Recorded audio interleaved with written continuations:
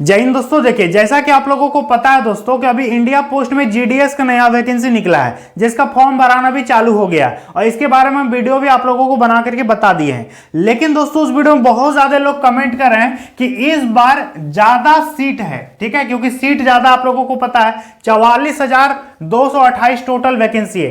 तो इस बार यदि सीट ज्यादा है तो क्या कम परसेंटेज वालों का होगा सिलेक्शन कि नहीं होगा? जिसका कम परसेंटेज है, आखिर कितना परसेंटेज वालों को भरना चाहिए कि नहीं भरना चाहिए? क्योंकि सीट इस बार ज्यादा है, इस बार आपका कुछ भी हो सकता है। साथ ही साथ कितना परसेंटेज में भरना चाहिए, हम सब चीज इस वीडियो में क्लियर करेंगे। ये वीडियो आप लोगों के लिए बहुत ही इंपॉर्टेंट वीडियो है। कंप्यूटर चाहिए कि नहीं चाहिए, कंप्यूटर का नॉलेज चाहिए या फिर सर्टिफिकेट चाहिए, बहुत बड़ा डाउट है स्टूडेंट के बीच। बहुत सारे विद्यार्थी इसी को सोच करके फॉर्म नहीं भर रहे हैं, जो कि दोस्तों आप लोगों को जानना चाहिए। पहले समझिए बढ़िया से, इसके बाद आप फॉर्म को भरिए, नहीं तो बाद में पता चलेगा कि कम परसेंटेज में भी किसी का हो गया और आप अप्लाई नहीं किए, आपका रखा रह गया।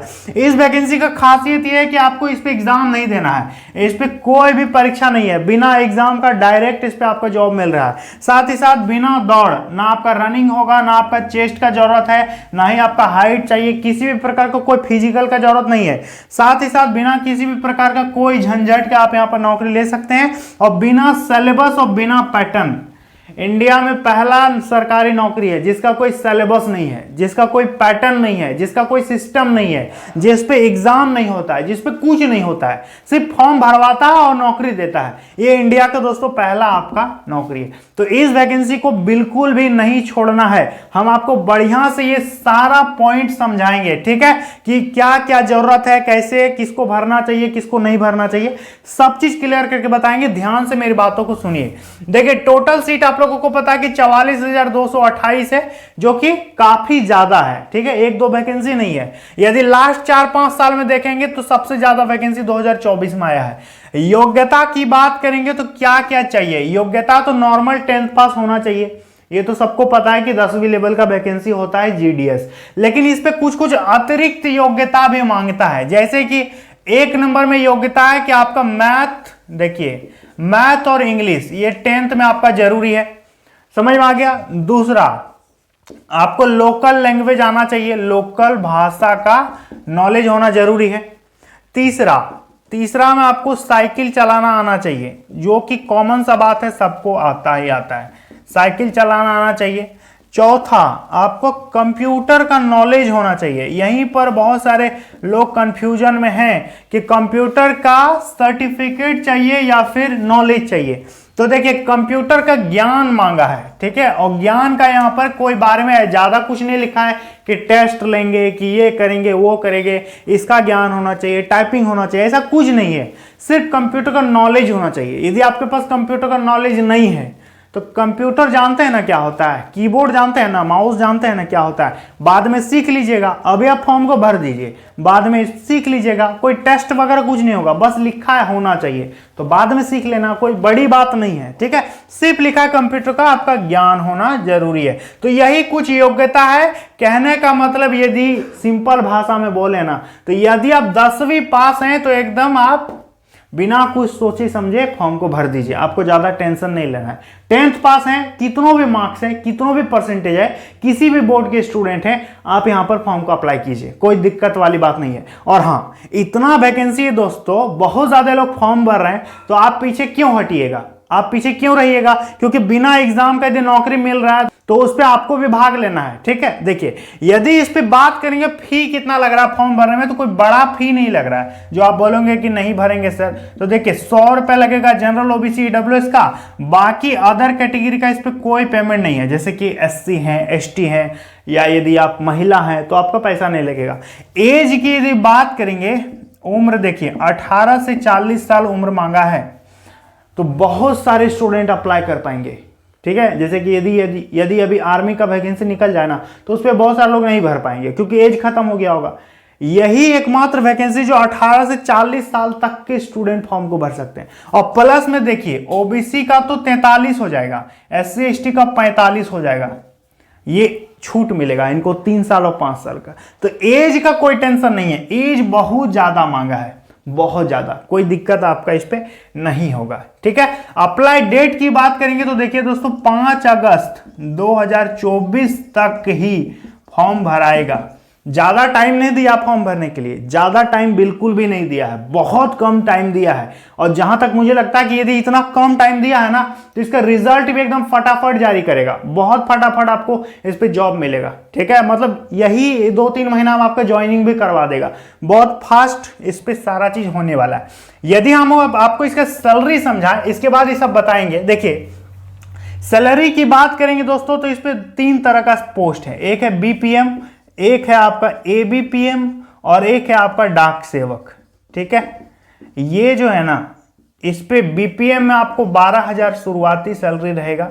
ठीक है, एबीपीएम में भी आपका 10,000 शुरुआती सैलरी रहेगा और डाक सेवक में भी आपका 10,000 शुरुआती सैलरी रहेगा।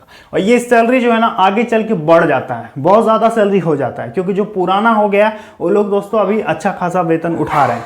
तो आप भी इसके लिए अप्लाई कीजिए। इस पे काम आपको कहाँ मिलेगा, आपके नजदीकी एरिया में मिलेगा, लोकल में पोस्टिंग होता है। ठीक है, अब हम आपको बताते हैं, ध्यान दीजिएगा कि इसका सिलेक्शन का प्रक्रिया क्या है।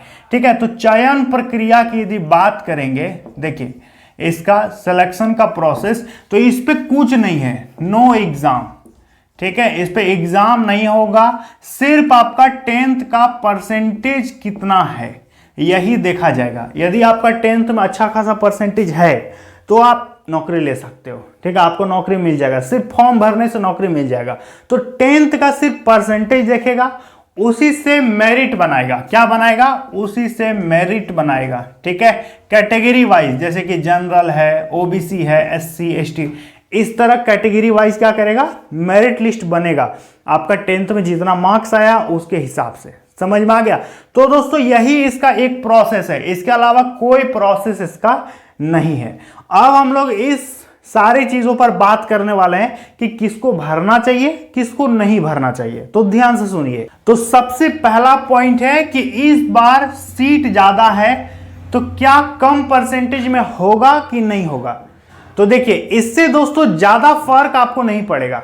ठीक है, क्योंकि स्टूडेंट भी बहुत ज्यादा यहां पर फॉर्म भरने वाले हैं, तो सीट ज्यादा है या फिर कम है इससे उतना ज्यादा आपका फर्क नहीं पड़ेगा। हालांकि सीट यदि ज्यादा है तो हो सकता है कि कुछ कुछ कम हो जाए, लेकिन उतना ज्यादा प्रभाव सीट पर नहीं पड़ेगा कि सीट ज्यादा है तो कट ऑफ कम चल जाएगा, ऐसा कोई इफेक्ट इस पे देखने को नहीं मिलेगा। तो कम परसेंटेज में होगा या फिर नहीं होगा अभी हम बताएंगे। देखिए कितना परसेंटेज वालों को भरना चाहिए कि नहीं भरना चाहिए, 50%, 60% ये लोग भरेंगे कि नहीं भरेंगे। तो देखिए दोस्तों हम आपको क्लियर बता देते हैं, ध्यान से सुनिएगा कि इसका यदि पिछला आप रिकॉर्ड देखोगे ना तो आप सोचोगे कि सर इतना ज्यादा कट ऑफ जाता है, 98%, 99%, 90%, लेकिन कभी कभी देखोगे कि किसी का 88 में भी हो गया है, किसी का 87% में भी हुआ है। ठीक है, ऐसा नहीं कि नहीं हुआ है, किसी का हुआ है। तो हम तो यही बोलेंगे कि यदि आप देखिए, यदि आप जनरल, ओबीसी, ईडब्ल्यूएस ये सब कैटेगरीज हैं, तो यदि आपका 80% प्लस नंबर है तो आप इस पे चांस आजमा सकते हैं, फॉर्म भर के देख सकते हैं, आपका होने का संभावना है। ठीक है, और यदि आपका 90% प्लस नंबर है ना तो आपका चांस है कि आपका हो जाएगा। ठीक है, 90% चांस है कि आपका हो जाएगा, 10% में ही कुछ हो सकता है। ठीक है, लेकिन मेरे हिसाब से यदि आपका 80% प्लस नंबर है तो आप इस पे चांस ले सकते हो, आप भर सकते हो भी सकता है, नहीं भी हो सकता है, क्योंकि इस पे कोई भरोसा नहीं है कितना से उठाएगा, क्योंकि आप जहां जहां से पोस्ट प्रेफरेंस डाल रहे हो वहां आपको नहीं पता है कि कितने परसेंटेज वाले फॉर्म भर रहे हैं। फॉर्म भरते समय तो ये पता नहीं चलेगा कि कितना परसेंटेज वाला स्टूडेंट वहां से फॉर्म भरा है। तो हो सकता है आप ऐसा पोस्ट प्रेफरेंस चुन लिए जहां से कम परसेंटेज वाला भरा है और आपका थोड़ा बहुत ज्यादा नंबर है तो आपका हो जाएगा। तो यही इस पे है। तो जनरल, ओबीसी, ईडब्ल्यूएस यदि आप 80% प्लस नंबर है तो आप भर दीजिए, हो भी सकता है, नहीं भी हो सकता है। ठीक है, और यदि बात करेंगे एससी एसटी का दोस्तों तो 75% प्लस वालों को इस पे भरना चाहिए। ठीक है, 75% प्लस वालों को एससी एसटी को भर देना चाहिए। अब रही बात 50% और 60% वालों का, तो इनकी कोई उम्मीद नहीं है। आप पिछला 5 साल 6 साल तक का डेटा उठा के देख सकते हो कि 50% 60% इन लोगों का सिलेक्शन नहीं होता है, क्योंकि दोस्तों 10th में परसेंटेज लाने वालों की संख्या बहुत ज्यादा है। बहुत ज़्यादा 99%, 98%, 96% इन लोगों का सिलेक्शन होता ही होता है, ठीक है। और कम परसेंटेज वालों का जैसे कि 65%, 54%, इस पे दोस्तों ना के बराबर संभावना है कि आपका इस पे सिलेक्शन होगा, ठीक है। क्योंकि हम ऐसा ही नहीं बोल रहे हैं, आप पिछला डाटा यदि उठा के देखिएगा ना तो आप खुद बोलिएगा कि सर इसकी कोई गुंजाइश नहीं है, कोई इसकी उम्मीद नहीं है। लेकिन यदि आपका 80% नंबर है तो यहां पर दो मत बनता है, या तो हो सकता है या फिर नहीं हो सकता, क्योंकि इस पर आपको एग्जाम देना नहीं है, कहीं जाना नहीं है, सिलेबस नहीं है, पैटर्न नहीं है, कोई किताब नहीं है, कहीं ट्रैवल नहीं करना है, बस फॉर्म भर के इंतजार करना है मेरिट लिस्ट आने का। तो 100 रुपया लग रहा है और इनका तो फी भी नहीं लग रहा है SC/ST का, तो एक बार भर के चांस आजमाइए, यदि हो सकता हो गया तो बढ़िया बात है, और यदि हो जाएगा तो इसको नौकरी करते हुए आप दूसरा एग्जाम का तैयारी भी कीजिएगा, बढ़िया से पढ़िएगा। एक फाइनेंशियल मतलब आपका यहाँ जो कंडीशन है वो थोड़ा सा स्टेबल हो जाएगा, इससे आपको पढ़ने में भी अच्छा लगेगा, आगे आप नौकरी कर सकते हैं। और नज़दीक में पोस्टिंग होता है, ऐसा मत करना कि यदि आप बिहार के हो तो तमिलनाडु में जाकर फॉर्म भर देना, ऐसा मत करना। आप लोकल से ही फॉर्म भरना, नज़दीक से ही फॉर्म भरना बेटर रहेगा, क्योंकि सैलरी शुरू में आपको कम मिलेगा। इसलिए योग्यता इस पर लिख दिया है कि एक योग्यता और भी लिखा है इस पर, पता है क्या लिखा है कि आपका जीविका का साधन होना चाहिए। ऐसा इसलिए लिख रहा है क्योंकि इस पे सैलरी स्टार्टिंग में बहुत कम मिलता है, 10,000 12,000 में आजकल गुजारा करना बहुत मुश्किल हो जाता है। इसलिए लिखा है कि आपका एक्सटर्नल लाइवलीहुड का सोर्स होना चाहिए, तो यही लिखा हुआ, आप खुद भी चाहो तो नोटिफिकेशन में देख सकते हो, ठीक है। तो यही बात है दोस्तों। तो इंडिया पोस्ट में GDS की यही वैकेंसी है जो कि भी अभी आई हुई है। जहां तक मुझे लगता है कि इंडिया पोस्ट को इस पर एग्जाम कंडक्ट करवाना चाहिए, लेकिन लगातार हर साल ये वैकेंसी बिना एग्जाम का, बिना सिलेबस का, बिना पैटर्न का डायरेक्ट नौकरी देती है। और अभी तक कितने स्टूडेंट, लाखों स्टूडेंट इसी तरह सेलेक्ट हो चुके हैं। तो यदि आपको लगता है कि मेरा परसेंटेज ठीक ठाक है और मेरा हो सकता है, तो आप एक बार चांस आजमा सकते हैं, ठीक है। यही मेरा आपको ओपिनियन है। तो उम्मीद करेंगे आपको समझ में आ गया होगा। आगे भी आने वाले समय में बहुत सारा सरकारी नौकरी निकलेगा जिस पे एग्जाम होगा, तो आप उस सबका तैयारी कीजिए, ठीक है। एग्जाम देकर नौकरी लीजिए। तो सबका वैकेंसी का अपडेट हम अपने चैनल पर बताते रहते हैं, तो चैनल को सब्सक्राइब कीजिएगा, घंटी को ऑल पे प्रेस करके रखिएगा। चलिए मिलता अगली वीडियो में। जय हिंद।